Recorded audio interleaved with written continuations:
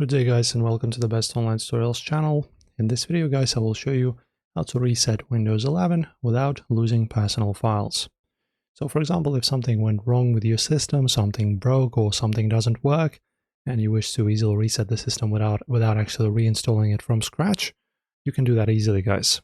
So to do that and not lose your personal files, you just go to System, then navigate to Recovery. There you go, this one right here. And then under Reset this PC, choose Reset PC. Click on this button. And this is where the moment of truth is beginning. So in these options, never choose Remove Everything, because it removes all your personal files, apps, and settings. You're looking to choose this. As you can see, removes apps and settings, but keeps your personal files.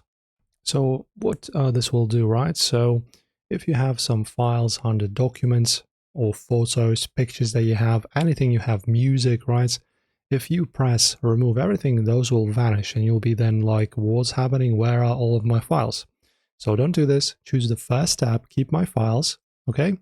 It will now get the things ready. And then as you can see, how would you like to reinstall? You can use a local, or you can just download the fresh Windows copy by this button and then just go ahead and reset everything. So yeah, just don't forget, choose this keep my files button. That is it, my friends. If this was helpful, make sure to follow our channel.